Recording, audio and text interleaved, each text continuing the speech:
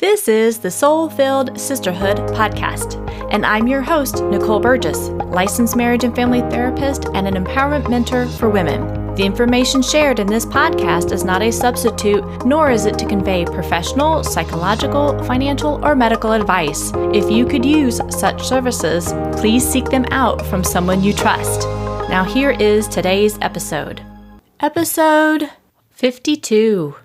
Today's episode is sponsored by Nicole Burgess, empowerment and leadership coach for high-achieving and introverted women who are ready to end the overwhelmed and stressed-out cycle, create balance between their work and home life so they can continue to make a difference in our world.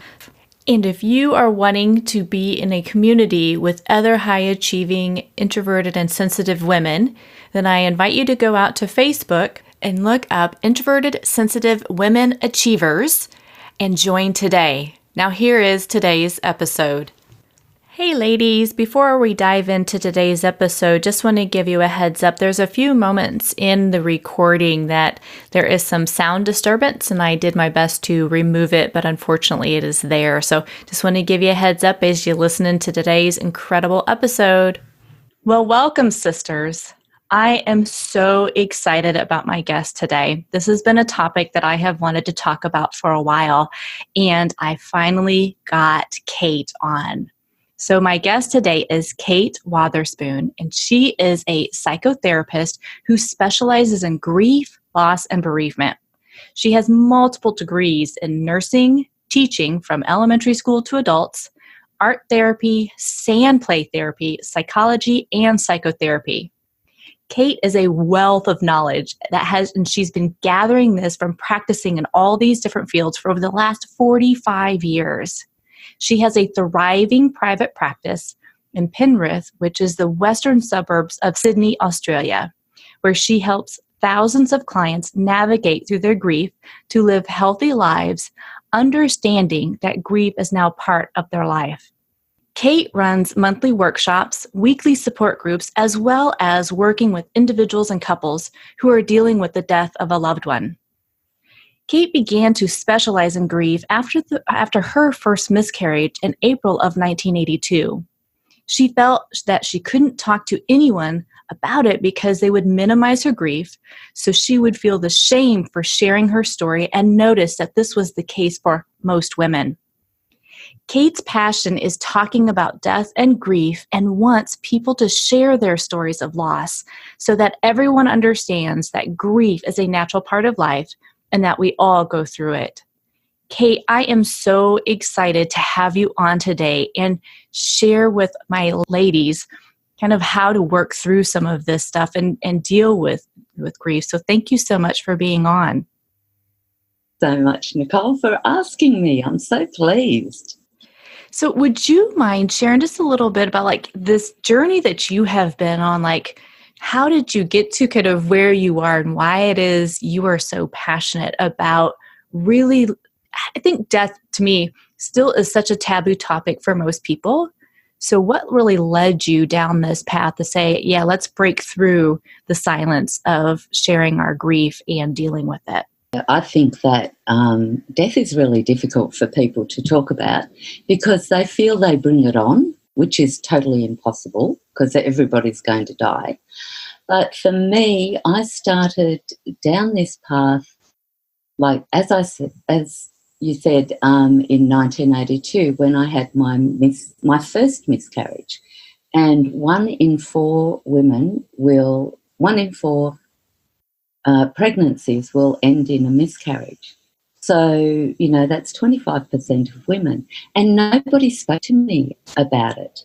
And then, so I just didn't share my story and I didn't know who had miscarriages or, any loss in their life at all. And then in 1986, I had twins at 24-week gestation, which is 16 weeks early. And they were £1.8 and £1.15, and the youngest one died after a week. So they fought really hard to live. The eldest one is still alive. She's 33 years old, but the youngest one died.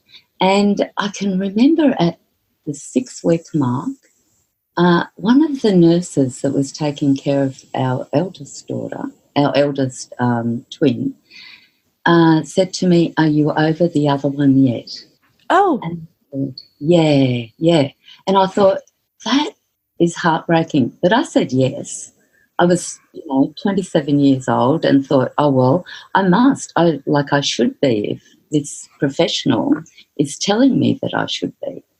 And, I had a lot of contact with other women in the hospital.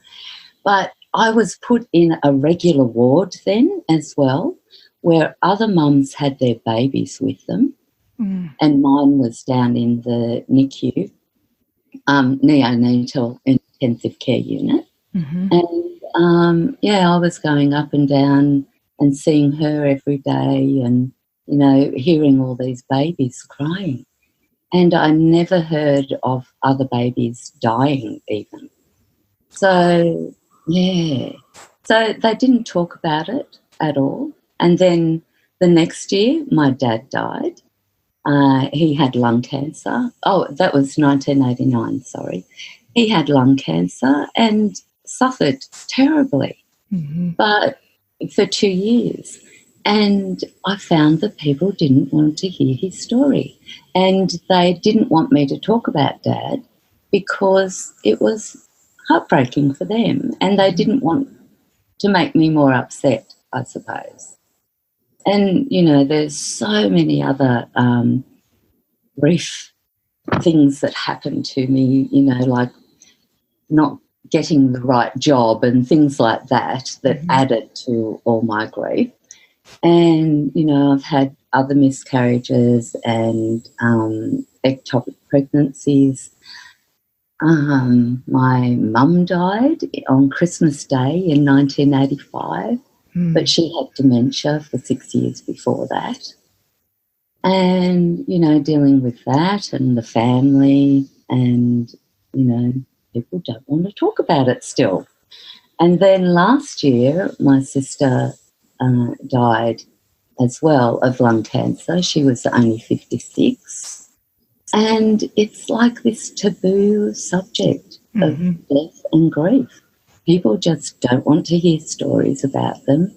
They don't want to ask you because they don't want to upset you. Just that grief is so misunderstood.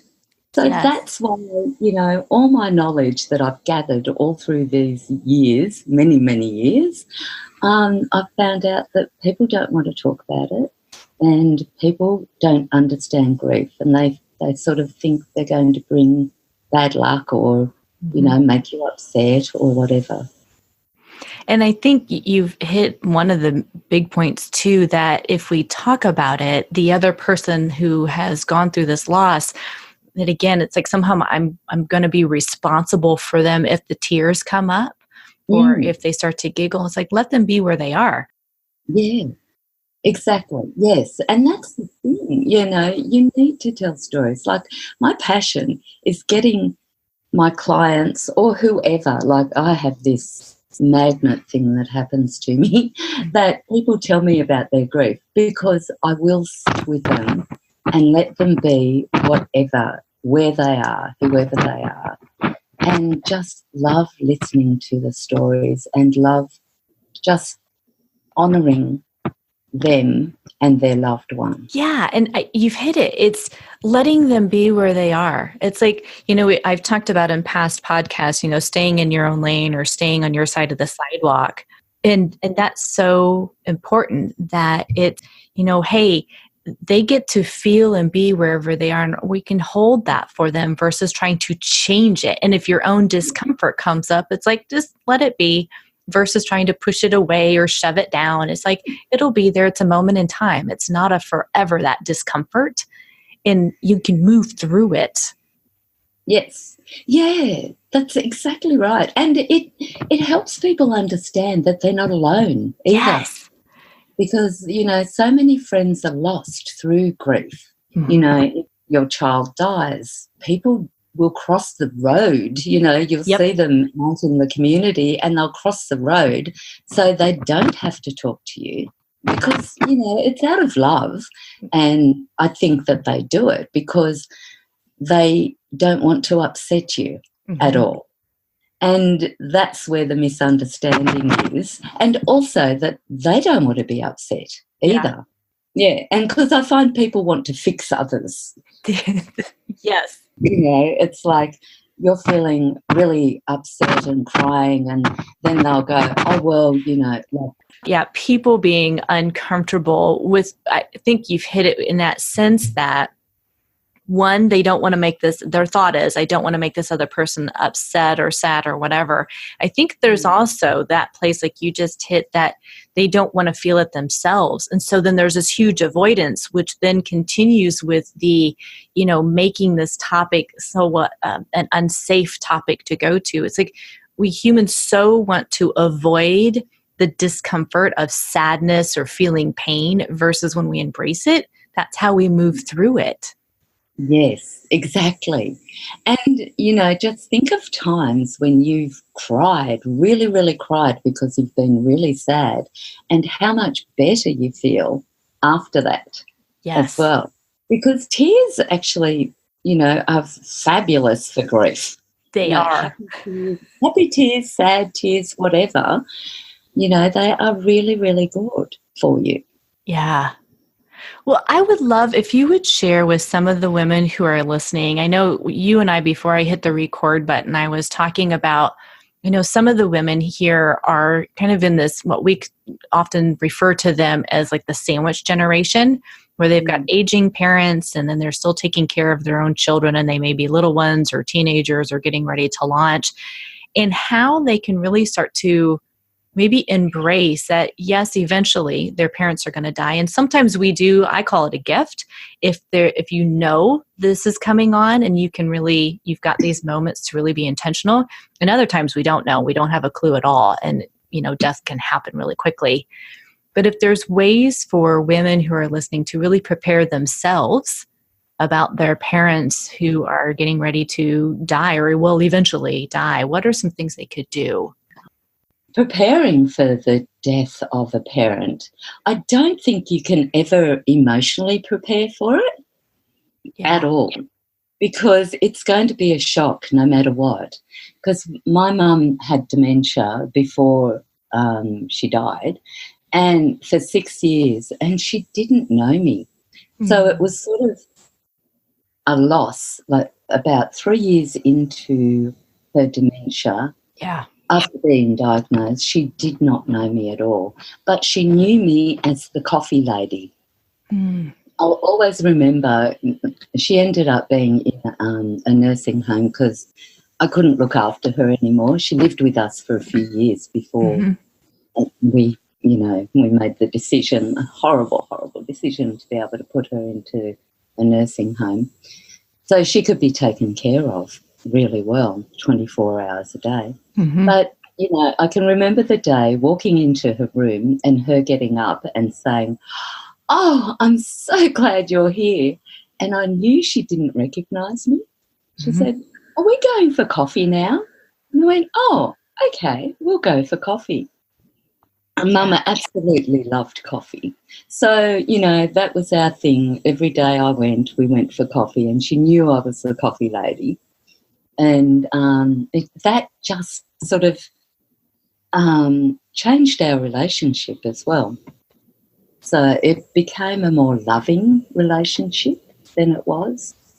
So, it was wonderful. It was really beautiful, the end of Mum's life, for me. For others, they couldn't accept the dementia, and they tried to make her remember things and things like that. So, emotionally, you can't prepare at all, because after she died, I really missed her. I really missed her smile, and really missed, going there every day to see her. So there's no preparation emotionally that way. It's always going to be a shock. But I think other ways, there's, I think you need to talk to your parents about dying, because, everybody has to die. And I've got our eldest daughter's 35 and our youngest is 33. And I talk to them regularly about what I want.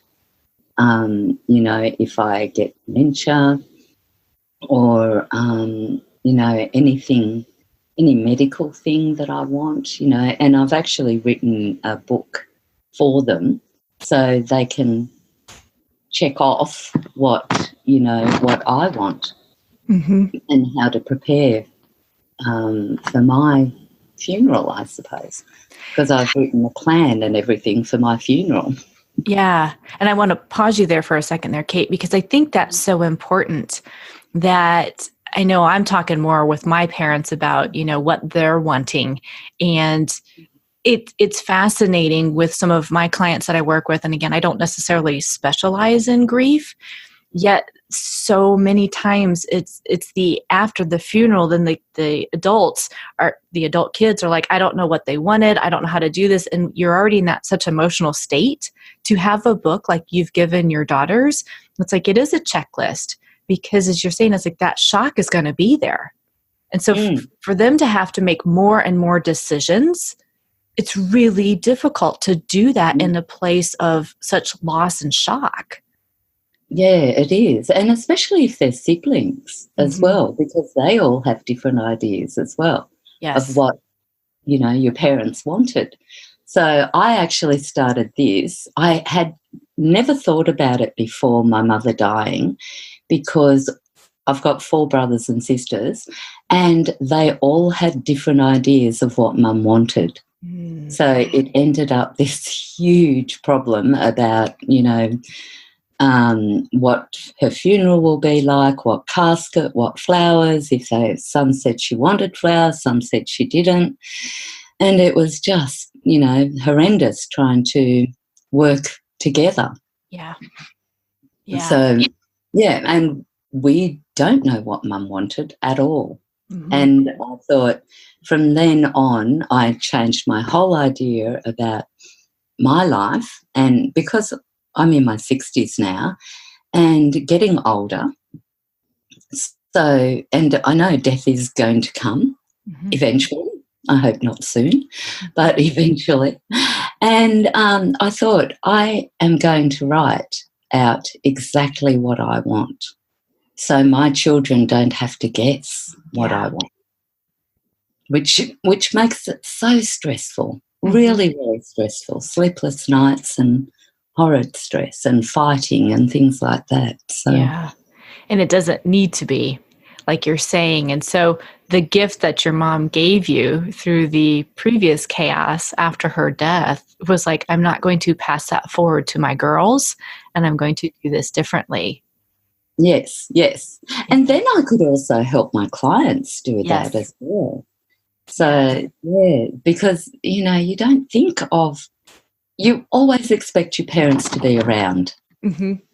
They have to be, you love them, they love you, and there is no death. But reality is they will die, and they probably will die before you. Yeah. And I love how you talked about, too, even the preparation of, you really can't emotionally prepare for the death. You can talk about things and tell them how much you love them and how much they've supported you. And again, this is whether it's your biological parent, your adoptive parents, whoever those caregivers were in your life, being very intentional about that. And as you shared, when there is cognitive issues that can happen for some folks, like your mom with dementia, it's like stages of grief, of loss that you went through, because you knew your mom and she knew you in this one form. And then as her dementia increased, she didn't know you except for the coffee girl. And so you lost your mom you knew then. Yes. And so then it became a different relationship with her. And so, there's levels of that grieving. And then, as you said, it's like it really turned into this very loving relationship that you had with her, spending that time with her. Yes. Yeah. And it's about accepting who she was as well, in whatever period of her life it was, and, whatever period of her dementia, whatever her dementia turned into.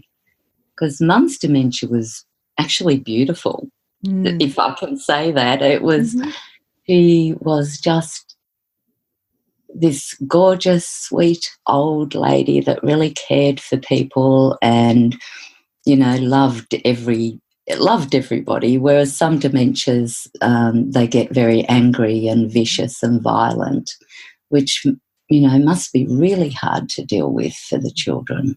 Yeah, can only imagine. Right. Yeah, I've heard that as well. Some of them, they can feel very lost and confused, and just that fear turns into anger. And yeah. Yeah, that's right. Yeah. And it is. Yeah.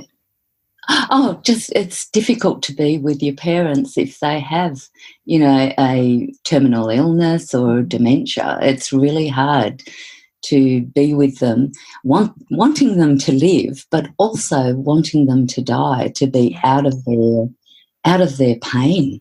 Yeah. So, and you just hit on a really good point there too. That's normal to feel both. And not get into that shame spiral of, it must make me a bad daughter or son if I'm thinking this. It's like, no, you love them. And at the same time, it's really challenging to see them go through that. And you too, especially like you said, you took care of your mom for a while. It's like the ongoing caregiving can be exhausting, especially when you've got your own children as well. And you've got other things going on. It's like, oh my gosh, there's only so much of me that I can give. Yes, that's right. Yes. Yeah. Or what are some things, I guess, that you did that helped you, and how do you help your clients when the person has then passed, they have died? What are some of the kind of the stages that people can go through, and then tips to help support themselves as they move through the different stages, or ways to cope with the loss? I think the popular idea of grief is Elizabeth Kubler-Ross's 5 stages of grief. And people expect to go through that in a linear fashion. They will be angry and end up with acceptance. But grief is really messy. Sometimes, you oscillate between maybe being happy and sad at the same time sometimes, or angry and happy. And, grief is just so overwhelmingly emotional. And I just give people permission to sit in that grief and to make time for that grief, because you need to understand that you are going through something really so terrible, but really horrible and gut-wrenching and heart-ripping apart in your life, that you've really loved this person and now they're gone, and now you've got to have a different relationship with them, because they're gone physically, but they live on in your heart, and you want to keep talking about them no matter what other people say. This is where I love the storytelling. Share your grief with trusted people.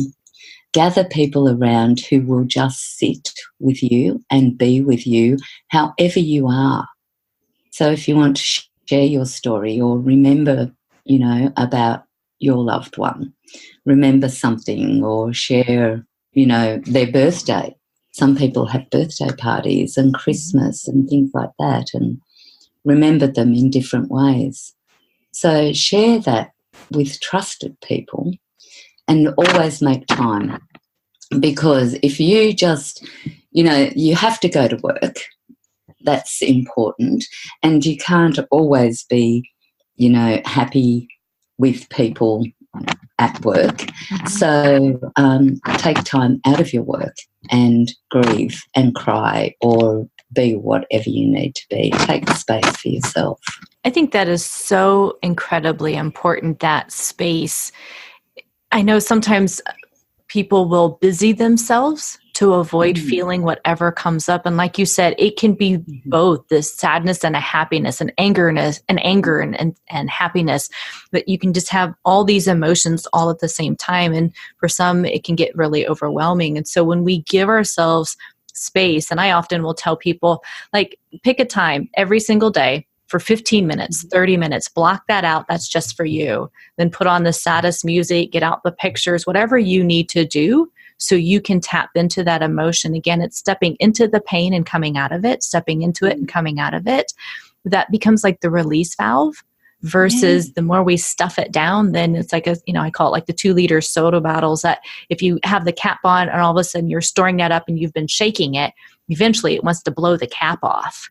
Exactly. So, yeah. So if we're not pausing enough to give ourselves that space, it can feel very overwhelming with all the different emotions. And I love that. Yeah. It's like you're trying to show up present at work, whether you're working for yourself or somebody else. And it's like, if you're not giving yourself that space, it can really come out in that work zone.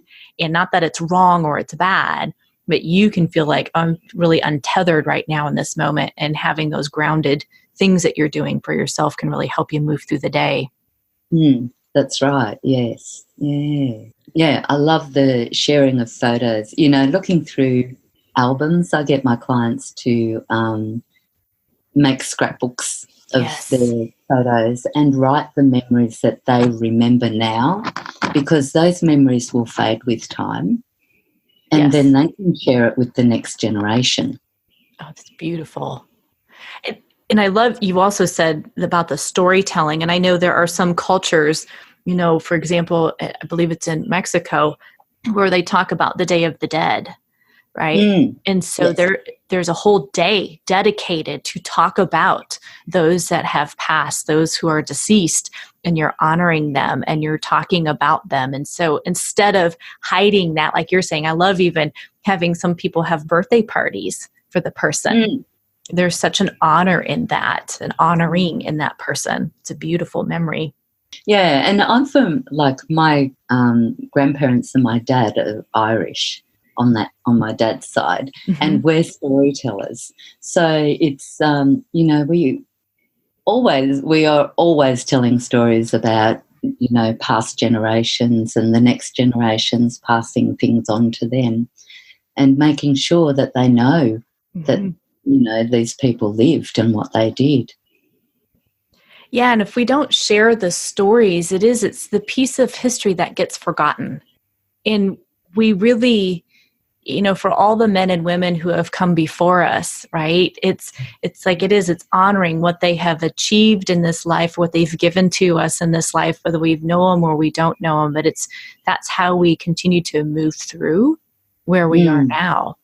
So I love that, just storytelling, not just, but the storytelling of, the people in your life and how they've impacted you and how they've impacted the family. Yes. Yeah. And it helps us connect with others as well. Yeah. It helps me feel not alone.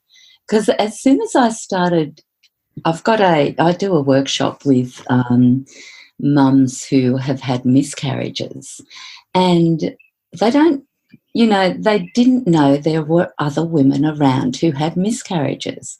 Wow. And they didn't realise that 25% of pregnancies end in a miscarriage. So, it's creating connection as well, having these, sharing your stories and understanding that other people are going through it as well. Yeah. And it's fascinating, right? Our humanness is we can get into that place of nobody understands, I am all alone. And the reality is it's like, no, you're truly not having the information or those connections like you're talking about can create that sense of being alone, and you're truly not. And again, it's breaking through these taboo topics. I know various women in my life who have gone through miscarriages, and so much sadness comes up with that. And then the shame of somehow they've done something wrong. And it's like, no, you didn't. And having that support so they can truly grieve the loss of that child and, heal so they can move forward. Yeah, that's right. Yeah. Yeah. And I also find, writing letters to your loved one, who has died, like sometimes I miss my dad. My dad was he was just my world. He was always there for me. And I used to always write letters to him of a night time and just say, oh, hi, Dad, today I did whatever, and I went through everything that I did during that day. And I always ended up with saying, I hope you're doing well, Dad. I really love you. Beautiful. Yeah, and that really helped me keep connected with Dad, but knowing that he has died as well. Yeah. So it's the process of understanding that that person won't be there and they won't be standing at the door, waiting for you or walking in, and saying hi. So it helps the grieving process. And I love that. I have talked with clients about something similar with writing letters to them of what you wanted to share that maybe you didn't when they were alive, but just that everyday stuff, what you're talking about, is so beautiful because there's still, at least here in the States, there's such, we've got the stigma, right? It's like 3 days after the person's gone, you're supposed to move on and be done. It's like, what? It's like, no, there's a few years that go into this process. Yes. Yeah. And that's the trouble. Yeah. Yeah. And so to have those everyday letters and you're writing it to your dad, there's still that connection with that person, whether they're physically on this earth or they're not. There's that remembering and just having a conversation, and it's okay to do that. That doesn't mean there's something wrong with you. Yes, that's right. And that's what I find people saying. I have friends of friends who become clients of mine. They say, oh, my friend, they're going crazy. They've lost their mum or dad and, they really, really need help. And I just say, when did this happen? Yesterday. And I think, yesterday, they're still in shock. Yeah. So, they need to be crazy for a while. Exactly. So, you need your body and mind and spirit need to sort of go crazy and settle after a while, because your brain actually, just keeps your heart pumping and your body, your breath going, your lungs breathing when somebody dies. So it actually impacts you physically as well. And thank you for bringing that up, that topic right there, because we were talking more about the mind piece of it. Yes, our brain is the organ, and we've got our mind where the thoughts and the stuff go through. And yet we also feel this in our body as well. So what would be sometimes the physical manifestations people may feel in their body after someone has died? In their body, it's really difficult to breathe. So sometimes it's hard to catch a breath. You can't catch your breath. Your heart beats so fast. And, sleeping is often difficult, or the reverse or the opposite, that you sleep all the time. And it's really difficult to, get through your days, even getting out of bed, getting dressed. Yeah. Your brain, concentration levels. There's no concentration whatsoever. So, it's just difficult to get through a day. Yeah. I've had some clients, they talk about that it feels like when they try and get out of bed, like you're talking about, it's like, oh, okay, I know I need to go to work, or I need to get up and do this over here, take care of my animals or something. So they've got something that helps motivate them to get up. And at the same time, they're like, it feels like my whole body has been or is in cement. Like I'm just locked in and I can't hardly move. Everything weighs so much. Yes, that's right. And your immune system gets really low as well. Yes. So you're prone to colds, flus, anything, that viruses, anything that's around. So, it's a really tough time, and that can last for up to a year, your body being impacted by grief. Yeah. Yeah. And again, I think these are really great, I want to call them reminders. And for some of you who are listening, this may be the first time you've ever heard anything like this, but it's really trying to normalize. You're going to go through a huge experience like what, Cait has been talking about. And, your world's going to turn upside down, and it's all part of the process. And it's giving yourself really a break and not beat yourself up. It's just like, okay, this is normal. This is what I'm going through, and it's all okay. And if no one else understands it, it's not your job to make them understand. This is your quote job is to allow yourself to be where you are and slowly move through this, however you need to move through it. Exactly. Yes. And it's so important to listen to yourself, not to anyone else, because, even packing up their clothes or their belongings and things like that, often people say, oh, it's been a month now. You need to put their things away and get on with your life. Yeah, whatever. Yeah. If you're not ready, don't do it. Mm-hmm. It might take years. Yeah. It could take years. And even for me, with our youngest twin, I was nursing them and had to express milk. And I have a frozen baby bottle of my breast milk for my baby, for Jessica. And I can't get rid of it. I don't know why, but I can't. I know why. It's my connection with her, and it was me nursing her. So, yeah. So I still have that in my freezer. Well, I think you've hit it, though. Again, you're not doing this for anybody else. You're doing it for you. And this is how you are processing this, and this is how you are coping with that loss, which is huge.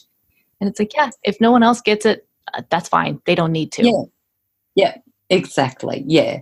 And that's the thing. It isn't your job to teach people, how to grieve or, to make them understand that you are grieving. Yeah. Because it's up to you to understand your grief and find people that will sit with you and be okay with that and give you permission to just be you, be wherever you are.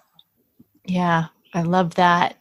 And I know as we kind of want to shift just a moment, taking this now, people that are on this kind of the other side of death here, and you're going through this, you do a newsletter for people, and you talk about kind of these moments of joy, like looking for it and finding it and being in it. So how do women, as they're dealing with this, begin to start to find those moments and bring that back into their life? Yeah, finding joy. I think it's all about understanding yourself, understanding your grief, and knowing that there will be happiness in there and joy in there. Yeah, you're hitting that in the sense that it's not necessarily even finding it. It's in these moments you can have the joy. That is the little things, whether all of a sudden, like for me, I can actually hear the birds chirping outside right now. So that brings me joy, and I can be feeling sadness and joy at the same time. Yes. I don't need to allow the sadness to run my entire day. That, again, as we talked about, you can fluctuate in your emotions. Yes. Yeah. And you will.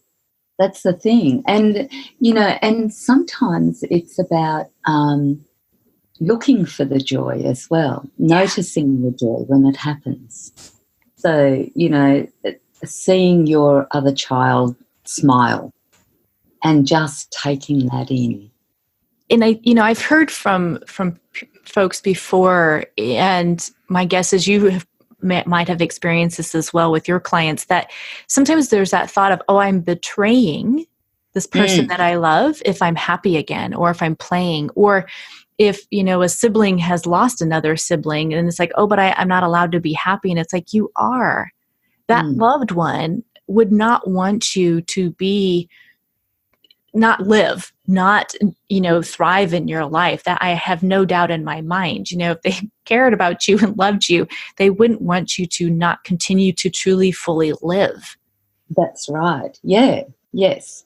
And life is about everything, in enveloping everything. So, taking in taking in the birds and the smiles and noticing when people talk to you. Yeah, just having fun again. Mm-hmm. moving slowly. Because I find with grief, your routine is the best thing for you. Getting out of bed. If you just get out of bed in the morning when your grief is fresh, that is great. Like, celebrate that. Yeah. If you get out of bed, have a shower and get dressed, celebrate that. Yep. And just notice the different steps that you're taking to step back into life. Yeah. I think that is a beautiful reminder. I have told that to folks in the past. And like sometimes when we're in the grief, it's like in a way there's that depression, not necessarily clinical depression, but the grieving. It's like break your day down into maybe 3 large chunks. And if one of those chunks is, hey, I got out of bed, I'm like, whoa, that's a win. Beautiful. Right. And then I actually ate lunch today. Woohoo, another win. Beautiful. And then I stepped outside in the evening. Great. There you go. That is like the wins you've had for the day. That's your being productive. That's you living. It's those steps. So you're saying they're small steps and yet they're huge steps. Yes. Yeah. That's for sure. Yeah, I love it. Well, Cait, I know we could go on and on about this topic because there's so much depth to it.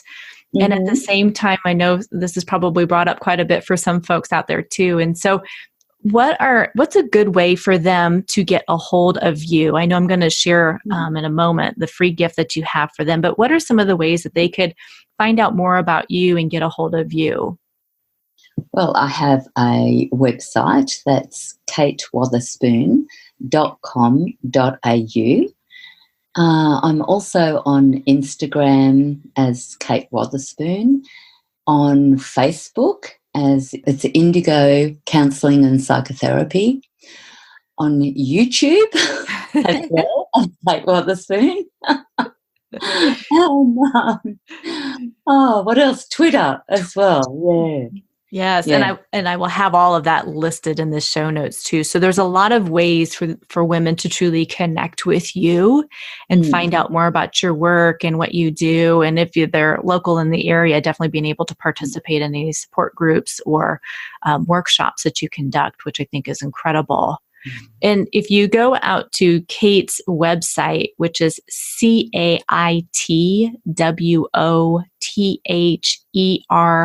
caitwotherspoon.com.au. She has a free gift of how grief can affect you, and you can sign up for that there.